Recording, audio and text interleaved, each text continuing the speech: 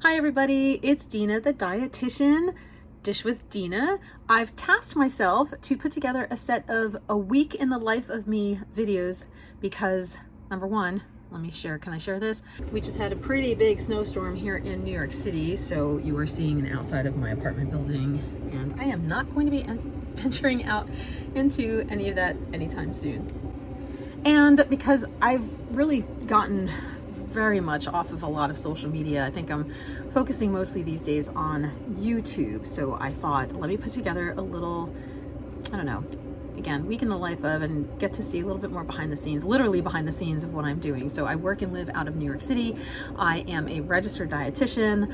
I juggle a million different things in my career and in my life. So I'll share those with you over the course of the coming Monday through Friday this week.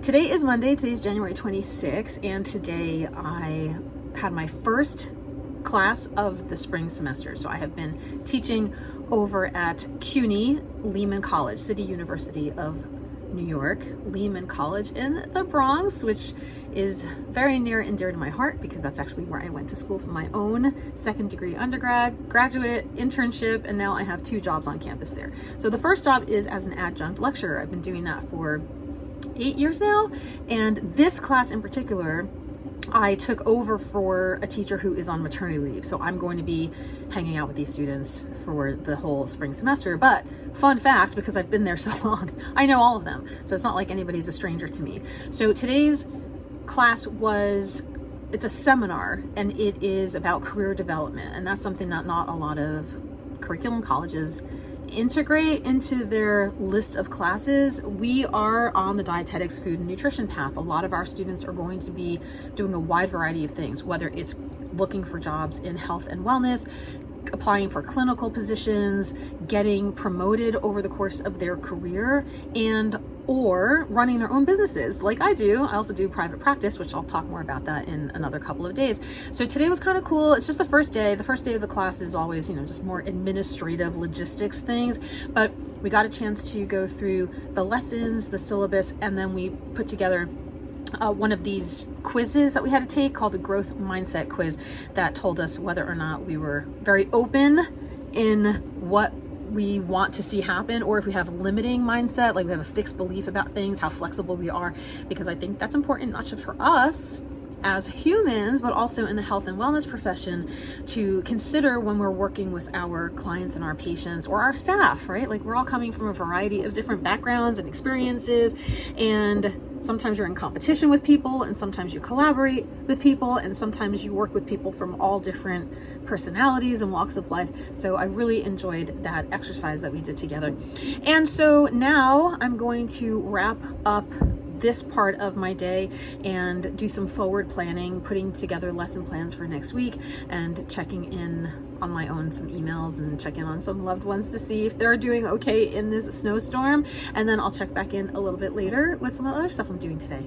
You've probably seen me do this before. When I start my week, I like to do a quick little weekly meal plan, and it doesn't have to be anything fancy. This is what I tell my patients and my students as well, because it's important to fuel yourself, and it's always helpful to know what you're going to be eating and when, so you don't have to overthink it, and also you can go shopping for what you need. So as you can see here, yesterday was Sunday. Every Sunday we go for bagels, even though it was very snowy out. I ventured out, and then I just had a can of soup. I had some veggie sausage. My boyfriend had a roasted chicken that we had bought from the supermarket a couple days before. And so this also just goes to show you, I'm not always making things from scratch. Sometimes I eat food that I make at home, and sometimes I use more convenient items or grab and go things or heat and eat things that are from the deli counter or the supermarket. And then today, so I just kicked off my morning. I wasn't super hungry today, so I had a yogurt to start off my day, but now I'm going to sit down and I'm going to make some eggs and avocado toast and chill out for about an hour before my next class begins. As you can see, my apartment is a typical teeny tiny apartment in New York City, and this is all I am currently working with in my kitchen. I have my standard little stovetop stuff and my little dish rack and my little sink, and then here's the counter that's a bit messy right now with all of my equipment and things. And so this is where I'm going to create my meal for the day.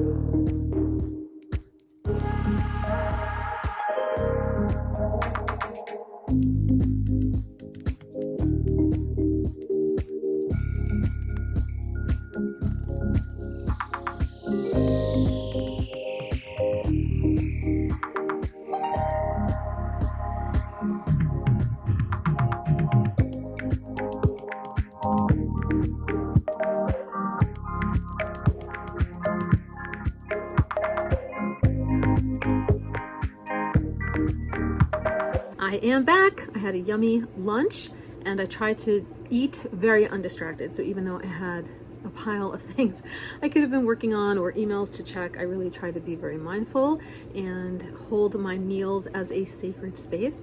And I wanted to share with you, as I'm reflecting on today, because I'm getting ready now for my second class today, which starts in about a half an hour or so, I wanted to reflect and share a few things. So the first day of class, I always, aside from getting to know the students and going through introductions, etc., is get a feel for how they define and how they implement productivity.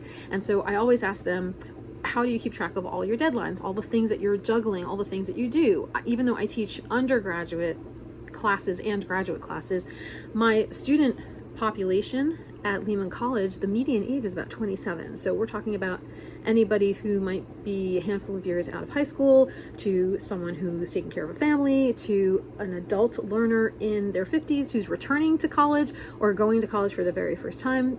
So everybody does things a little bit differently. So I always ask, is it analog? Do you like writing things down in a planner, checking things off, using different kinds of markers and post-it notes? Do you prefer to be more digital, or you have no paper and you just throw things into a Google Calendar or your phone? Are you a combination of both of those things like I am? I like putting things into my calendar, which I'm going to share with you in a second, and I also like crossing things off and making lists.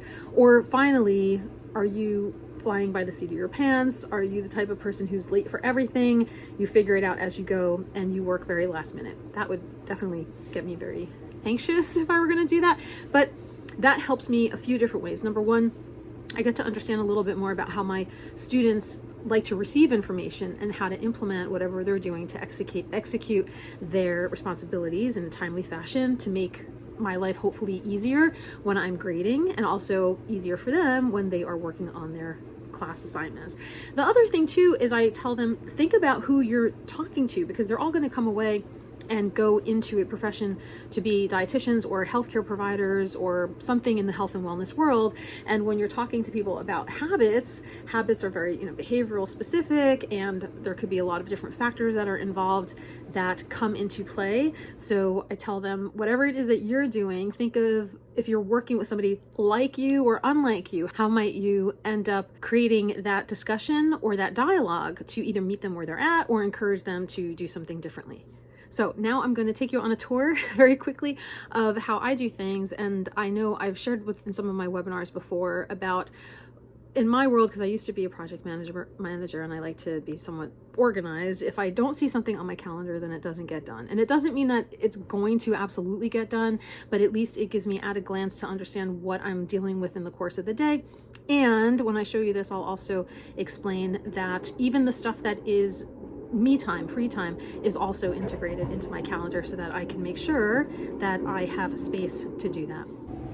All right, so kindly ignore any of the snow plowing taking place behind the scenes here. I'm just going to share with you my calendar. So as you can see, I like color coordinated stuff because it all matches up with different categories. And when I'm plugging things in, sometimes I try to coordinate things like I'm doing the same kind of task, or I batch certain things together. So if I'm trying to catch up on emails or I'm writing blog posts, then that is my space where I'm only going to be on the computer. If I'm doing something else that requires me to travel from place to place and I won't really be able to get a lot of stuff done while I'm in transit, then I block that out to know it's kind of like dead time, like I'm not going to be able to be very productive during that day, etc., etc. And so this way, like I said before, if it's something that's mandatory, that I'm attending a meeting or I'm teaching or whatever, or I am planning on preparing for something, then I know the space is carved out in my day. So that's the other thing too. When I spoke with my students, I gave them what is called an outside time commitment. I said, if you want to do well in this class, this is the amount of credits that this class is, so 2 credits or 3 credits, depending on what they're taking. And then the general guideline, especially for students, is to create a schedule for themselves that allows about 2 to 3 hours of outside time commitment per credit class of their classes. So as an example, I just finished a 2 credit class. So if you're going to take 2 to 3 hours per credit, that's going to leave you with about 4 to 6 hours per week that you should expect to spend time on reading your notes, watching the video lecture, going through any of the homework assignments, any of the research that might entail as well, preparing for upcoming exams or coordinating with your study groups so that you're meeting and making sure you're getting the stuff that needs to get done for the class to stay on top of things, be consistent, and keep up with your grades. Now, I said that wasn't maybe realistic for a lot of them. Maybe some of them are juggling full-time jobs, or some of them are coming up on the end of their undergrad journey, so they might be piling on a lot of different classes. So maybe they're dealing with microbiology or biochemistry and my classes on top of it. So they really have to look and see how to prioritize things. What is most important? Where do they think they need to focus most of their time? What can they do that's good enough? Right? Maybe they end up with a B in something, but it doesn't really matter because they know that it's maybe an elective class or something that they don't have to be too concerned, or the teacher grades them in a way that's not very heavily weighted if it comes down to different assignments and exams. So I bring this up because I think it really helps with all of us, whether you're in any role, whether you are a student or you're looking for a job, or you're currently in a job. What is the outside time commitment? So it's not just getting paid for the amount of work that you're doing or setting aside time to be in that class or be at work from 9 to 5. You might be asked to attend weekly, monthly, quarterly meetings. You might be asked to go to conferences. You might be asked to go to study groups and get things done outside of the classroom. So it's always good to know a little bit more about what the outside time commitment is going to be, regardless of what you're doing. Okay, that is it for me. So today was most of my day spent on the first day of classes for spring semester. So I had my 2 undergraduate classes. One was a seminar on career and professional development, and the second class was about the United States healthcare and an introduction into what it's like to be a dietitian. So over the course of the semester, these students are going to learn everything possible, a little snippet of all the things from coding and billing information to patient counseling, etc., etc. Tomorrow is Tuesday, and tomorrow I'm going to have a full day of patient counseling myself. So I'll share with you in that video a day in the life of the week in the life of what I'm doing this week, so you can get some insight into who I am and all the things that I've been kind of juggling and navigating in this registered dietitian profession.